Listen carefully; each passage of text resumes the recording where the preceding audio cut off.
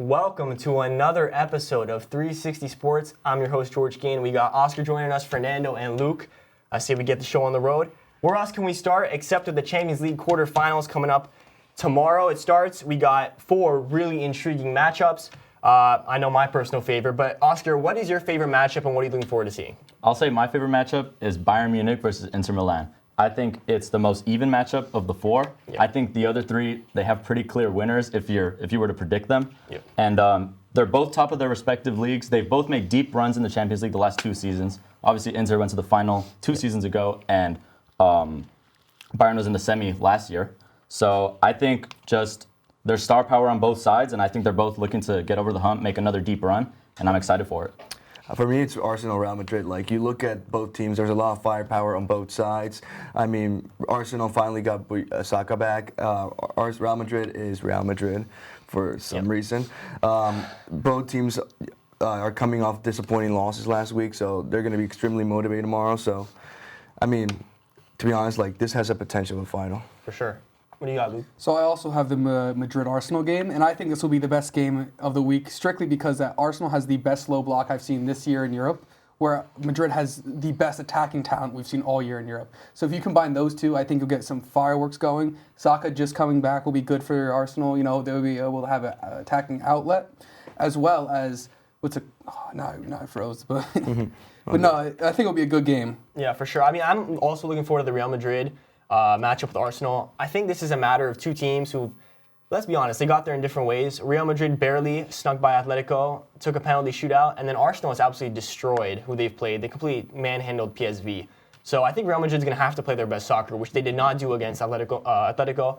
So I'm looking forward to that. I think we're going to see a vintage Mbappe performance. That's what I'm expecting to see. Maybe a Ballon d'Or performance, maybe. Mm-hmm. But we'll see. It should be a really good matchup. I think Barcelona-Dortmund should be good, don't you guys think?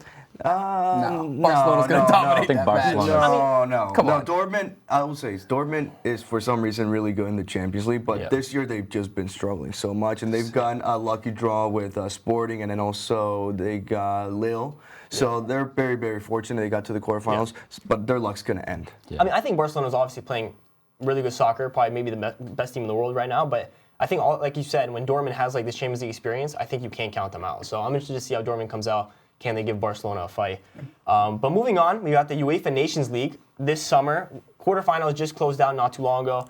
We got Spain, Germany, Portugal, and France all moving on. We have some really intriguing matchups. France-Spain is going to be absolutely incredible, and we also have Portugal-Germany. Oscar, which matchup do you think is going to be more tightly contested? I think France-Spain. I mean, they obviously just played in the Euro semifinals last summer. Spain came out with that win. I think Spain is going to win the Nations League as a whole. I think Spain is just controlling Europe right now. Obviously, they won the Euros, and I think they're just going to go for another trophy, go with everything they have. Obviously, Lamine Yamal, Pedri, all those Barcelona guys up there.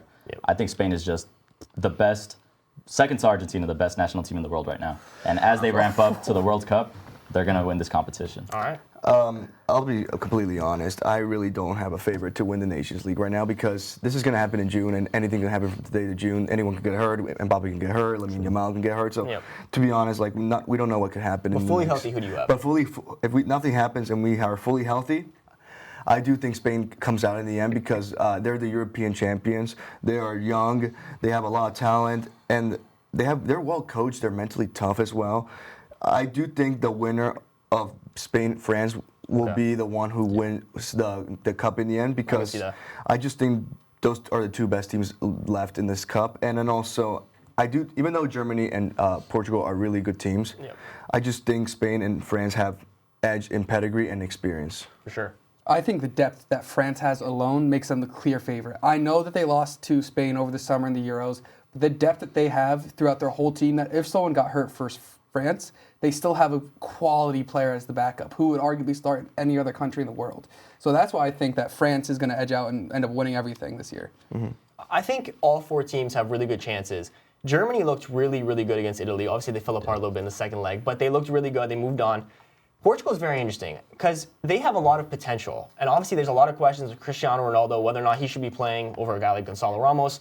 But which team here do you think has really the most wiggle room? Like, they could perform really well, or they could also be a really big letdown out of these final 4?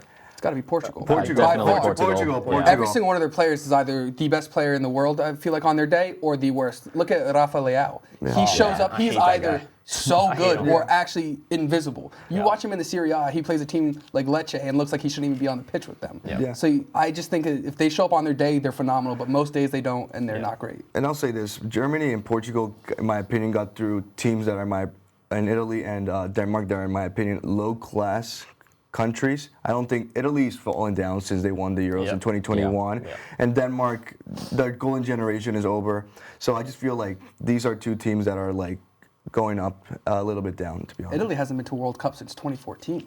I mean, they have fallen down massively then. Going back to that Rafa Leao thing, because he has all the talent he has more talent than most players in the world, but it seems like he can never find the final ball in the box. He can never score the most important goals. And it's so frustrating because you see guys like Kylian Mbappe who have the pace like Rafa Leao does. They both have the skills. But Mbappe takes advantage of that skill set that he has, and Leao doesn't. But I do think Portugal, if they play their best soccer, 100% can beat Germany. But I think if I was choosing right now, I have to go Spain. Obviously, they won the World Cup. They won the Euros, excuse me. They won the Euros. Whatever, I was going to shade Messi, but that's okay. They won the Euros. They played really well. But France, again, I think with Kylian Mbappe, when he's playing for the French national team, he plays at a different level. That's not the sort of club level we see. But yeah, I'm really intrigued to see both matchups. We also saw a possible bombshell transfer. We saw Trent Alexander-Arnold possibly joining Real Madrid. How do you think that impacts Madrid? Does it really impact them at all? I mean, they already have such a stacked team. If this transfer is completed, does this really move the needle at all for Real Madrid? Yes. If you can get Trent playing balls from their third of the field to the final third, like he does for Liverpool, it is a problem. If you can get him finding Mbappe in open space, forget about it. Just give him next year's Champions League already. I don't even want to watch at this point. Well, we did say that about Real Madrid after they signed Mbappe, and look what's happening right now. They're still the clear favorites to win the UCL, wouldn't you say? Yeah, I agree with that. No. I think for me it's Barcelona. I would say Barca too. You think they have better odds than Madrid right now? Barca's dominated Madrid this whole year, and I get it's the Champions League. I agree. I like Barca Champions more, League, but if when you come into the Champions League, Madrid always has clear favorites to win that. It doesn't matter. It doesn't matter who they have on their team or what's going on. They're always the favorite. There's a different Barcelona team, this though. Barcelona team is really good. Yeah. I agree, but I think Barcelona's playing better ball right now, right? And that's what it takes. You see in almost every professional sport, when it comes to the most important games, it's who's playing better in that day. I think Real Madrid obviously has the potential to beat Barca, right? But they've been blown out every time they've matched up with Barcelona, so Real Madrid's going to have some work to do. But if is this a bad year for Real Madrid if they don't win the Champions League? Like, even if they get to the finals and they don't win it, is this still a failure of a season? If they don't win La Liga, I'd say it is. They're not going to win the Liga. Then they're not. Barca's running with it. Barca's going to win that. And then, you don't give Madrid any chance to win La Liga. Ancelotti is sacked if they don't win the Champions League this year. I'll put that down I wouldn't now. say that. I wouldn't go that far. If they don't win a title, I could see that. They don't win anything. Well, they're not going to win La Liga. I am 100% positive in that at this point. Champions League is their only chance to really get a title now. I guess. And then Copa del Rey, which is the Copa del Rey. Still, man. I mean, if Barca wins, the treble's on for them. Yeah. I mean, you can say the same for Madrid. But going back to Trent Alexander-Arnold, I'll be honest, I'm not surprised if this becomes eventually official because it's been rumored for a long time. But I'll say this, I'm kind of confused about this, to be honest, if I'm in the Madrid side, because you still have Dani Carvajal. I understand he's getting old. I understand he's coming back from an ACL injury, but I just don't see him as a bench player. So I just think that, like, you can replace him right now. But as for the Liverpool side, it's a huge loss, but I do think they'll find a way to replace him.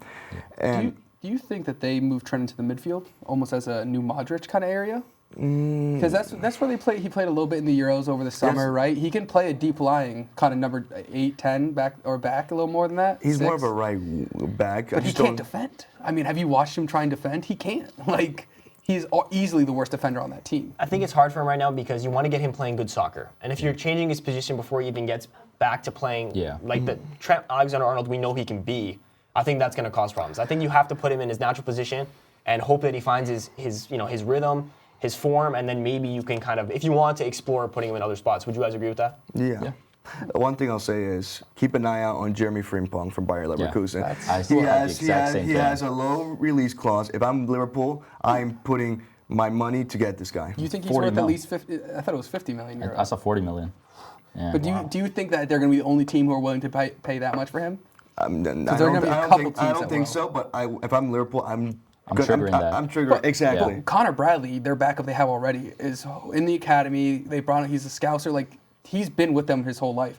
Do you really think they're just going to move on from Connor Bradley like that? No, but this is a Liverpool team that is going to win the Premier League, and after winning the Premier League, you feel like you have to go all in to win now more trophies. I agree with that. Well, first they have to sign Salah and Van Dijk. Then that's what they have to worry about first. But that's actually maybe why it's a good thing that Alexander-Arnold is leaving, because now you don't have to pay money to keep this guy. True. That's true. Well, real quick, who's your pick to win the Champions League? Real quick, who do you got? Barcelona. I as well, Barcelona. I'm gonna go Real Madrid, not just to be different, but because I genuinely think Real Madrid can win it all. But you guys all say Barcelona. A major reason why they're playing this well is because of a guy named Rafinha, and I'm interested to see if anyone will pick him in our next segment, which is who we have winning the Ballon d'Or this season. Luke, you're up first. All right, I'll lead us off. All right, my pick this year to win the Ballon d'Or is easily Lamine Yamal. He is what makes the game tick for Barcelona. He has missed one game this season in the league, and they've lost it. Every other game, he's either drawn or won. He has 32 goal contributions this year. As a 17-year-old, is unheard of. He is the best player on the team. Every time he's on the field, they control the pace of play. They know what's going on, and he can feed Lewandowski and Rafinha like no problem. That's why he's my pick for the Ballon d'Or. That's a good pick. I really do like it. I mean, his impact is amazing.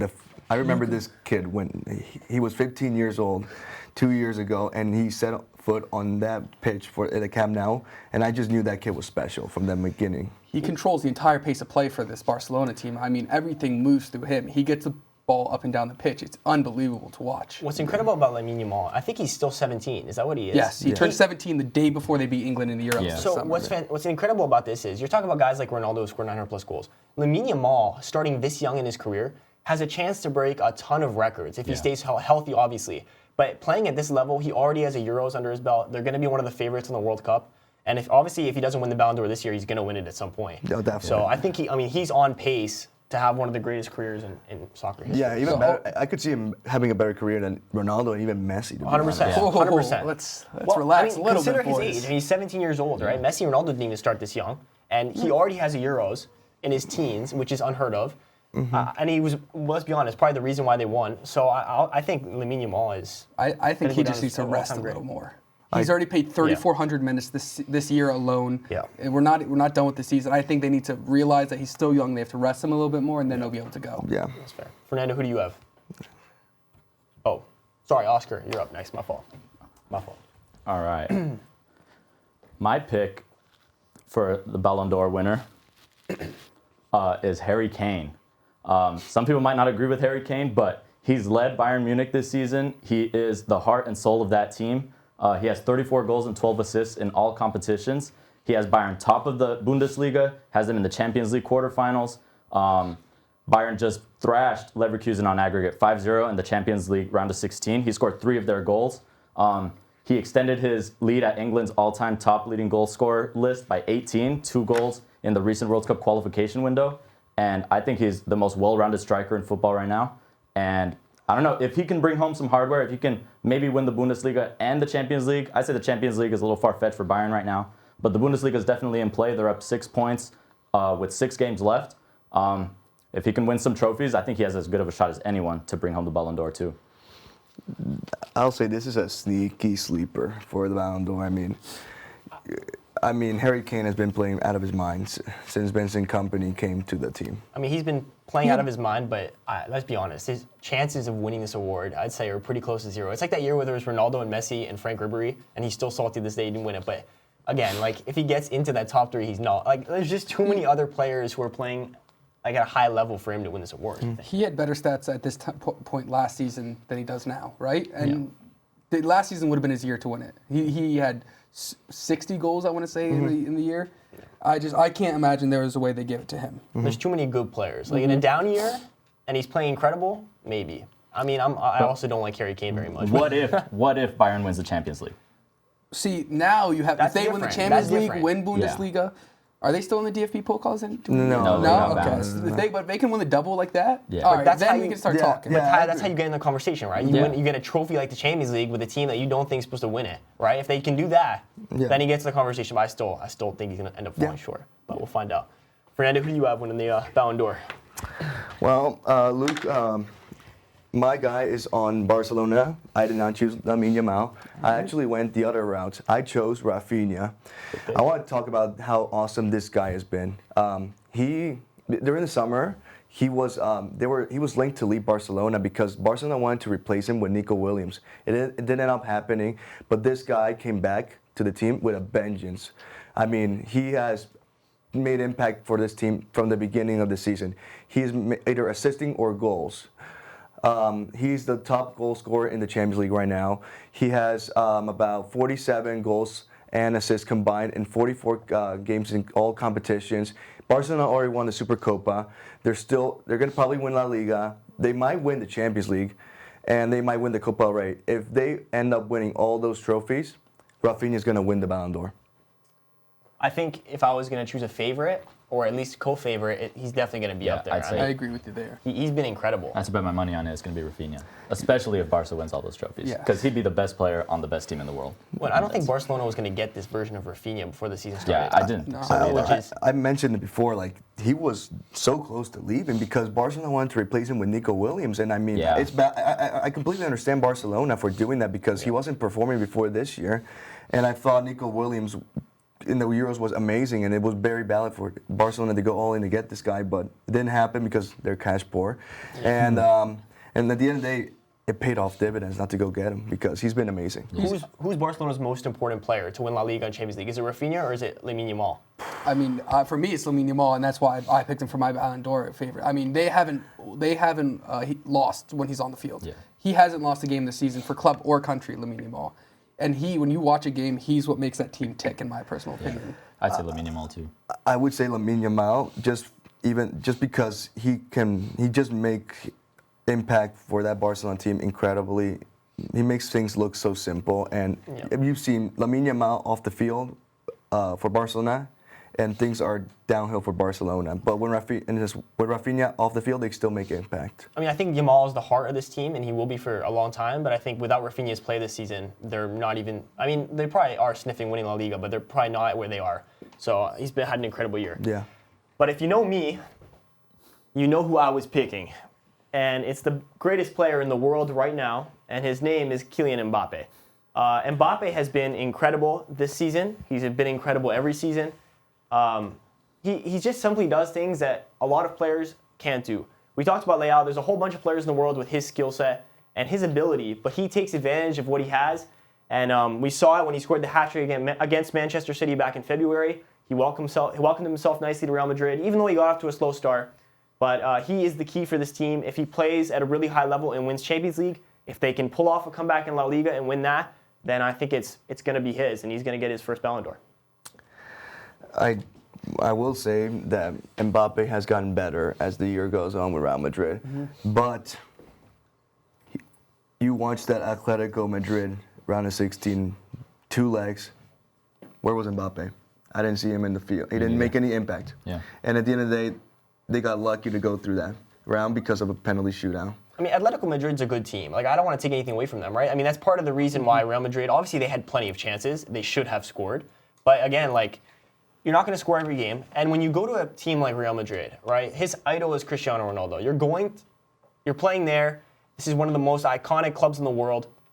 I think everyone could have seen a slow start coming. It's hard to kind of get yourself into a new team after you've been with PSG for so long and, find your spot. But I think right now, the way he's playing, if he can perform, I think the Champions League is huge. We all have guys who, if they win the Champions League, if they win their leagues, they can propel themselves to the top of the race. I think it's going to be very interesting, and I think it's going to be a really tight race to the end. Yeah, it will be. I think he's having a phenomenal season as well, but he doesn't do it. Like, he's not like the Mohamed Salahs or the Rafinhas or the Lamine Yamals. Or even the Harry Kane. Or even the Harry Kanes. He just doesn't. He's not like that, like compared to them, I'd say, right? At least this season. This season, yes, this season. For sure. I'm taking a down Kylian Mbappe over tip-top shape Harry Kane. That's just my opinion.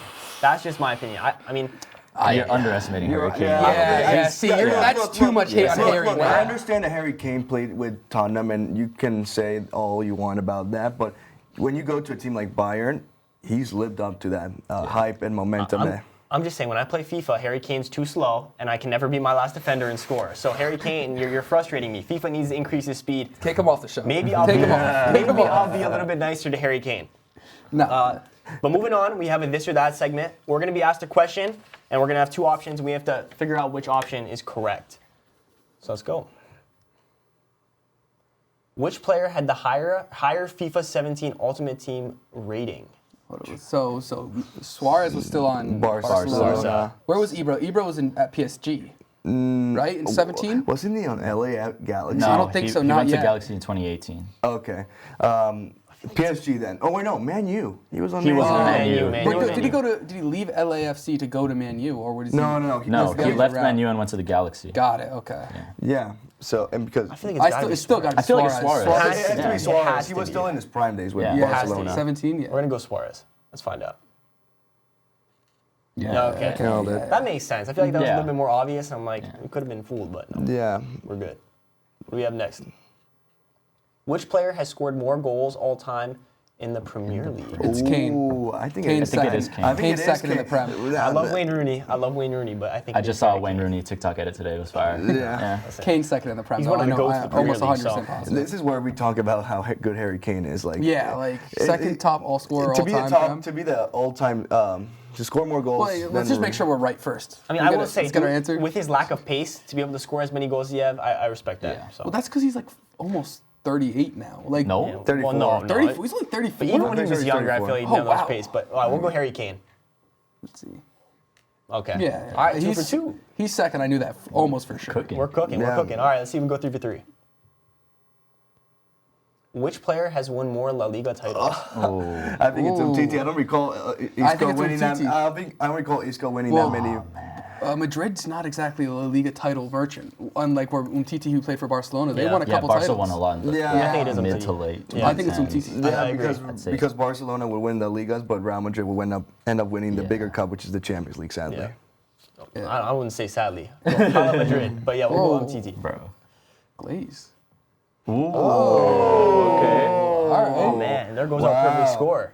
That How was- could I ever go against Real Madrid? That's my fault. I apologize. That's my fault. I should have gone with my guys. But all Wow. right, let's see if we can get 75% here. Which player has won a Ballon d'Or?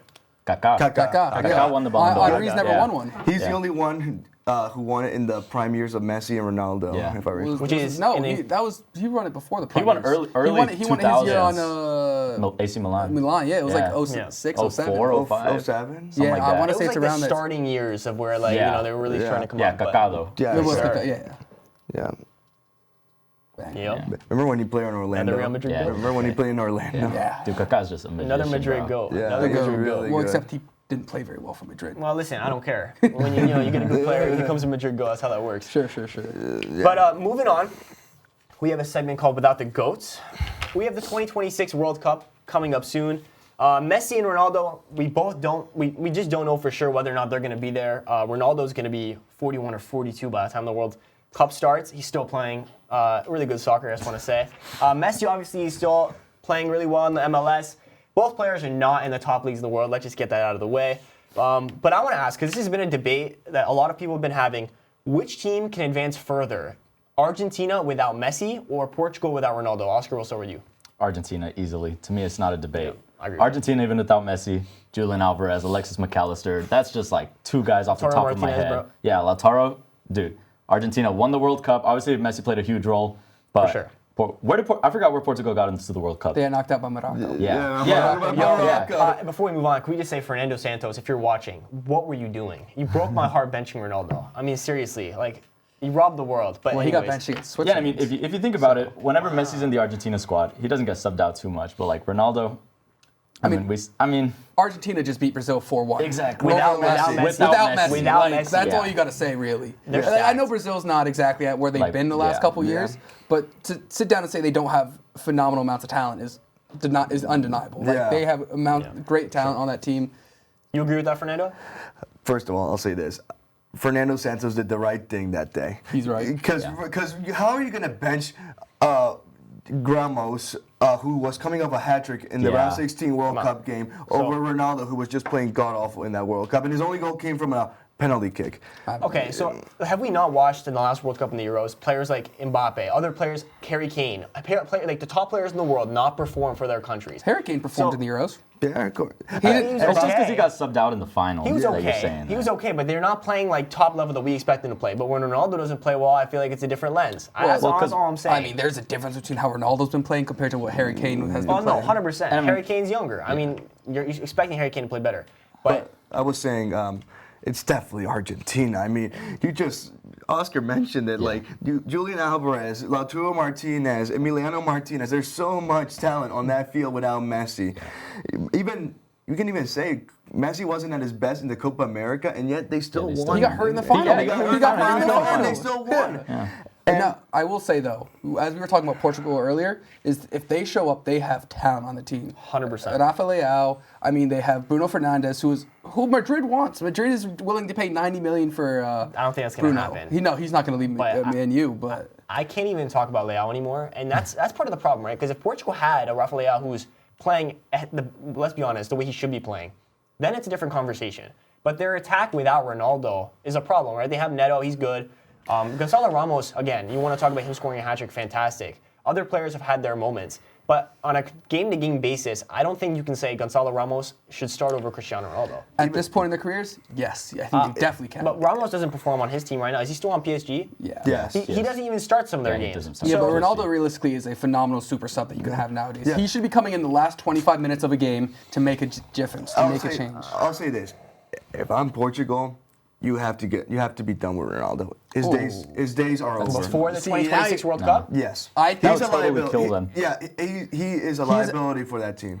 For me, he's a super sub nowadays. I think if you can bring him on the last 15, 20 minutes where he can just give it his all, and he's still one of the best players of all time, right? Yeah. That's undeniable. 100%. But do you really see a Ronaldo being okay on the bench? Well, it's either he is okay with that or he doesn't come. So- That's the point. See, I just don't- disagree. That's the thing. I just don't see him being okay being on the bench. I mean, But what that- about in the Euro 2016 final where he basically, he got hurt, so he had to be on the bench, but you saw him coach from the bench like that. Like being a player like that, you can coach from the bench and come on and still help you win the game. I think would be phenomenal for Portugal. But you don't see a scenario where he comes on, he starts, he plays about 65 minutes, 70 minutes, and then you bring on a Gonzalo Ramos fresh legs. I think that might be just as effective. I And then don't you- think he I'd can rather make it take 65, Ronaldo 70. for the 25. Yeah, I don't think he's he's making it yeah, 65, I agree. 70. I don't know. He's in his 40s. Like He's going to be you're asking- 42. So this is the question I'm gonna ask because when he got benched in the World Cup, I mean a lot of people were talking about it, and my question was, okay, if you start Gonzalo Ramos in the World Cup final or Ronaldo, who are you gonna start in that final? Who are you gonna start? Who do you think gives you the best chance to win? Like what I've been saying is, especially because the World Cup final could most likely go to extra time, you start Gonzalo Ramos, and then you bring, especially depending on what's going on in the World Cup finals, it plays a whole different thing. But you bring Ronaldo on for the last 25 minutes and hope he can make a difference. This is a big what if. Like Yeah, there's a lot. Yeah. Like because Portugal's not making the World Cup Portugal final. probably doesn't even make it to the World who Cup has a better final. chance? France beats them. Argentina Let's without say Argentina Messi. has a better chance. No, let's just have them. Let's say they both play. Okay. Who has a better chance of getting in the final or winning it all? Argentina. Argentina. Like, Not even without close. a Even doubt. Portugal in their best form. Yes. Yeah, because Argentina, you I agree never, with that. I agree with that. Argentina has I agree so with that. much you never have to worry with Argentina. I agree with that. Are You they also- going to show up today? Argentina's going to No, show 100%. up. And I Also, the think core of that Argentina team all play together. Yeah. 100%. At Atleti, Yeah. though, at Atletico Madrid, they all play together. They know how to play with each other. And exactly. I watched the Brazil-Argentina game, Yeah. you could see that they knew where every player was going to be. They knew how to pass it to each other. They are on the same wavelength. They're Well, and better they're- well yeah. coached. They're better coached. Scaloni's an Leandro amazing Scaloni's a manager. phenomenal- Scaloni's amazing. You know, and they're really riding a good wave right now. They won the World Cup, they won Copa America, and now they have a chance. And they to win the already World Cup qualified again, for the World right? Cup. Yeah, exactly. Yeah. So, I mean, I think Argentina, I agree with that. I do think they're more dangerous. But Portugal has, I think, more potential. If Portugal can play their best soccer, they can be competitive, 100%. Yeah, but if everyone plays their best soccer, How many they can players also can you be name on competitive. Portugal? Like realistically, But who do not we got on everyone- Portugal? We have Leao if he plays well, okay. Bruno Fernandes I if think he in played. midfield, Vitinha, Bruno Fernandes. Vitinha's really good. I'll Vitinha's give you getting that. better. Yeah. He's getting I- better. I- I don't think Vitinha he's is there really yet. important. I wouldn't pick Vitinha over De Paul yet. I wouldn't would take the Paul. I take Thank you, DePaul just yeah. because I've seen him perform on the highest level, and I've seen him play in international But I tournaments. do think Vitinha will get better. Will become a better player than Rodrigo de Paul at some point. There's still more firepower from Argentina than there is from Yeah. Portugal. I do think we'll see Yeah. both these players in the World Cup because I think Ronaldo does one last chance, and I hope do so. think Messi will be, especially since the World Cup is in the United States. I just don't see him missing because it's in his backyard pretty much. Why not? Like, why would you miss that World Cup? So I just don't. He knows he can play limited amount of time for Argentina and still have a good chance of winning it. And also, like, Messi is a humble guy. He knows what it takes to win. So I think he would be that guy to be okay being 100%. On the sub. I think more willing than Ronaldo. But let's hope that we get to see both these GOATs in this country playing in the World Cup. Maybe we'll see a World Cup final between the two for the first time ever. But we want to thank you for tuning in to 360 Sports, and we hope you enjoyed it, and we'll see you next time.